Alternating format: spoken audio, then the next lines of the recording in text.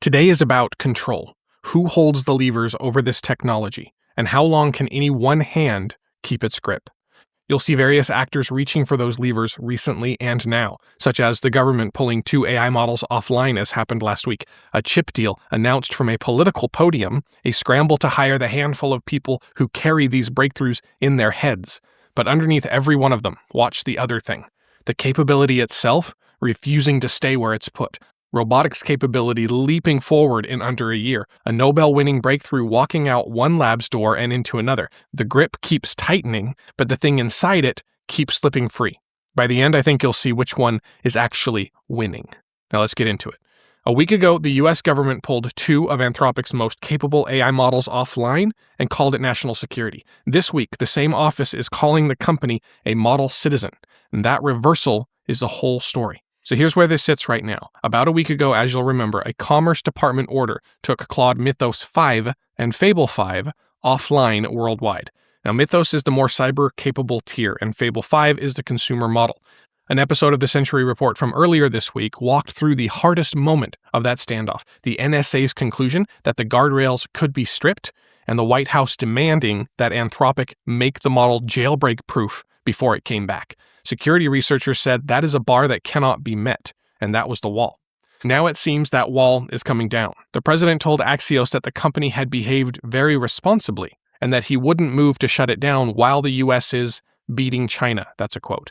Asked directly whether Anthropic was a threat, he answered, "Well, not now, but a week ago maybe." So a directive presented originally as a national security emergency is now being recast a week later by the same office as a misunderstanding between responsible parties. And the talks have shifted shape entirely. Reporting from both Wired and Politico says that the 2 sides moved from a shutdown order toward jointly drafting the rules for how AI security flaws get graded and disclosed in the first place. So the confrontation has now become a rule-writing exercise. The access to Mythos originally ran through a program you'll remember called Project Glasswing. Roughly 200 organizations stress-testing Mythos after a smaller group of about 50 or so. Banks, Cisco, the industrial security firm Dragos, whose CTO confirmed it. Despite the fact that Anthropic said in their initial announcement about pulling Fable 5 and Mythos 5 that all customers lost access to both. According to Bloomberg, early testers actually kept their Mythos preview access through the shutdown. In a case of language being used at best somewhat misleadingly, apparently Mythos 5 is different from Mythos Preview. That expanded Glasswing group was given access to Mythos 5 at around the same time that Fable 5 was released, and during the pull was rolled back to the original Mythos Preview. So with all these details now, let's look at what the order actually was. It was clearly a negotiating instrument, applied at the point where it would be felt to force a governance conversation. But the only reason it worked as leverage is precisely because the thing that it claimed to contain does not sit still. The fullest public account of what Anthropic supposedly did wrong is still a single post on X from a White House advisor.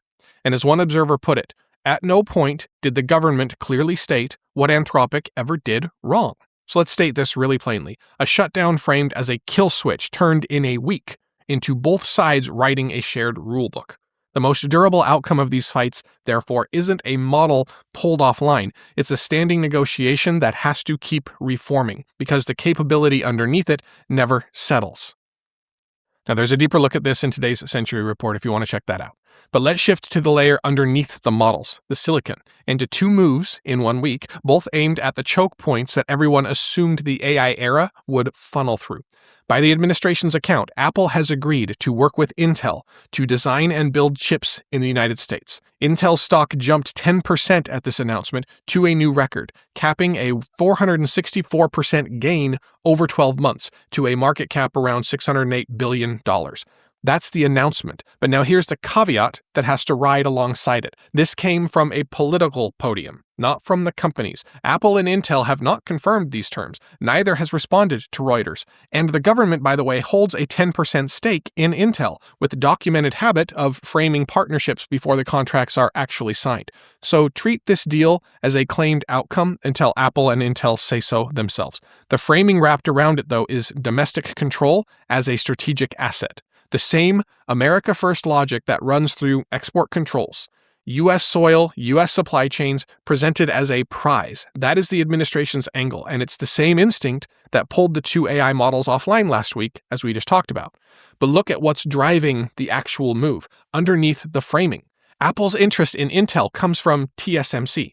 That's Taiwan's foundry, the one that builds Apple's chips, and it's being stretched thin by AI demand from NVIDIA and AMD. The single most advanced chip factory on Earth is simply running out of room.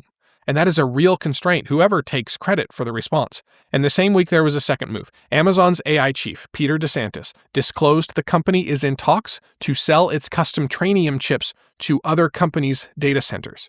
Trainium is Amazon's in-house alternative to NVIDIA's GPUs. Putting it into rival data centers is a direct bid to undercut NVIDIA's dominance. So here's the shape here. The era was supposed to concentrate around 2 points, one leading-edge foundry, one accelerator vendor. But this week, both got pried at. A foundry deal claimed from a political podium, a second serious accelerator going up for sale. The administration calls this sovereignty, but the signal that survives the framing is plainer than that. More foundries and more chip designs means that more people can build it at scale. A wider base widens who gets to build, no matter whose flag flies over the original announcement. Now over to the best news of the day, and it's a number that should stop you in your tracks. Anthropic ran a robot experiment last August. They reran it again in the past few weeks. The gap between the two runs is the story.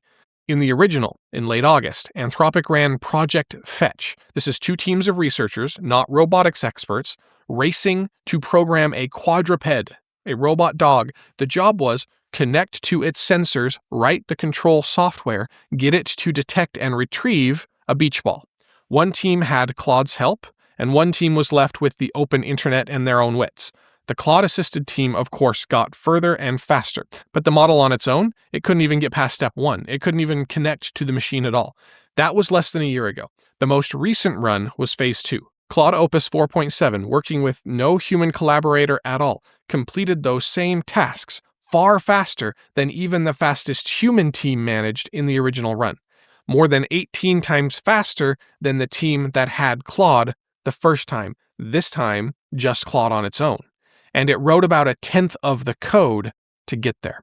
So let's be honest about the limits, because they are real, and this is a lab that is grading its own work. Let's remember that. Opus 4.7 still struggled with the actual fetching part, the precise closed-loop control of moving the ball, where perception and action have to stay coupled moment to moment. It defaulted to an outdated object detection method and had to work around its own first choice. So none of this is actually solved, but here's the detail that reorganizes everything. In Anthropic's words, none of this came from a concerted effort to make the model better at robotics. That means this leap came from the general scaling only, the same leaps that go into all models pushing forward and getting better and better. The same broad capability growth that lifts coding and reasoning. Nobody pointed it at robots. Physical world competence simply showed up as a byproduct. That is the heart of this. The field has been trying to insert a divider between general intelligence and embodied intelligence, saying that a body in the messy physical world needs specialized training or dedicated architectures or robotics-specific data that a language model would never touch. This result says that divider is far thinner than the map that drew it. Programming a robot dog was specialist work done by small expert teams, so this 20 times figure compresses that work. If you trace this forward, you get the early shape of physical labor becoming as programmable as software already is. Building a working physical system stops requiring a team and a year, and it starts being something that one person can direct in an afternoon. All right, once again staying with Anthropic, but let's shift to who's walking into it. John Jumper, the man who co-created AlphaFold and shared the 2024 Nobel Prize in Chemistry for it, announced Friday that he's leaving Google DeepMind for Anthropic after about 9 years. And it's important to really frame what he built. AlphaFold predicts a protein's 3-dimensional shape from its amino acid sequence. Protein folding, that's what this is called, was a 50-year grand challenge problem in biology, and a protein's shape determines what it does, so knowing it accelerates things like drug design, disease research, everything downstream. AlphaFold effectively solved it and released more than 200 million structure predictions into open access. DeepMind CEO Demis Hassabis described it as having showed the field what was possible with AI for science and medicine. It compressed a generation of structural biology labor into an afternoon's query. Now, the business press has a frame ready for this already. A talent war. Google, Meta, OpenAI, Anthropic, all bidding for elite researchers sharpened by looming IPOs. Jumper's exit, for example, lands just days after Noam Shazir, a co-lead of Google's Gemini models, left for OpenAI. So 2 senior DeepMind departures in just 1 week, in opposite directions. Compensation at this tier, per Bloomberg, has reached levels that now read as an admission of how concentrated this kind of capability still is. Now that frame does capture the surface, but I think it misses the point. The most consequential AI achievement in the natural sciences turned out to be portable. It propagated through open data, published methods, and the people who carry the craft in their hands. The talent war is so expensive precisely because the old assumption is failing. The assumption that hiring a research lead means hoarding the capability for good. Knowledge walks out the door. It gets reproduced. It gets improved on. The moat has a half-life measured in news cycles. And there's also a forward question that Jumper's move really plants. He's going to a lab known for language models to do AI for science work. He hasn't said what he'll build, only that he plans to do some recharging first. So which biology problem collapses next? Which decades-long bottleneck in chemistry or medicine folds when the same approach gets pointed at it? Frontier capability is behaving less like a hoarded asset and more like water finding its level across the whole field. Last one for today, and it goes after the deepest assumption of all, that frontier intelligence belongs to whoever can pay for the most compute. Nearly every AI model is built on the same thing. It's called attention.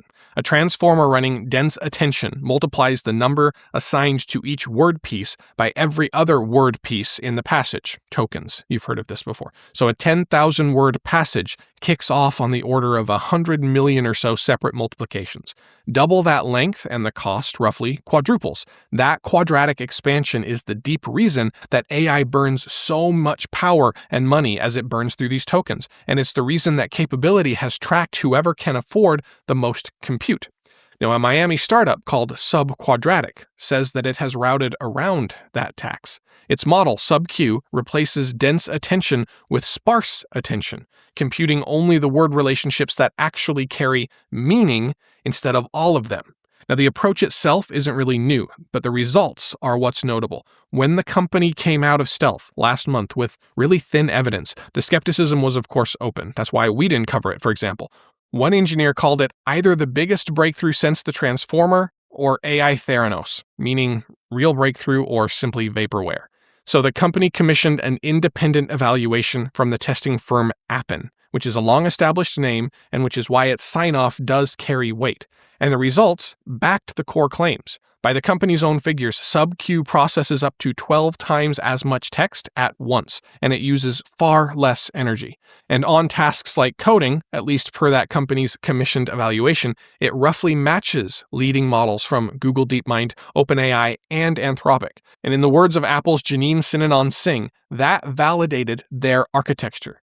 But now the honest proportion. That's a benchmark result with third-party backing, but it's not a deployed system that anyone can build on today. SubQ isn't widely available to test directly. Several researchers still stay unconvinced until they can run it themselves.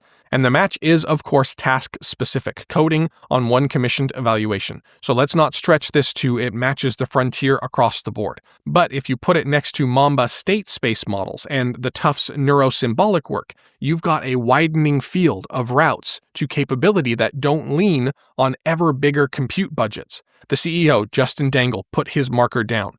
We don't think anybody will be building on transformers in just a few years. The assumption then that intelligence belongs simply to whoever can pay for the most multiplication just got one more independent crack in it. All right, let's bring it together. Look at where today's energy went. A political podium announcement claimed to rebuild chip making on home soil, despite the fact that the companies that are supposed to be doing it said nothing yet. A government wrapped up in the language of control, such as who holds the levers over the substrate of this era and how long that any one hand can keep its grip. And then let's look at what the same day showed underneath.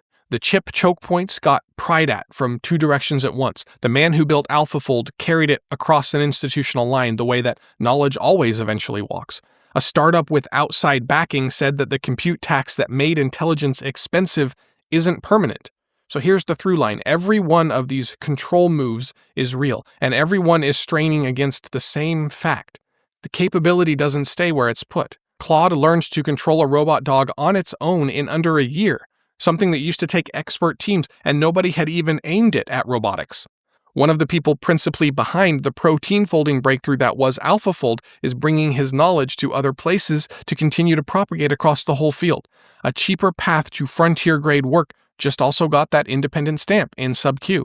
Certain extraction-focused leaders continue to try to squeeze their grip, and the capability of the most advanced technology that our species has ever created is, despite all efforts to hoard it, instead slipping through those fingers and reaching more hands for less every cycle. That is where this is heading. See you tomorrow.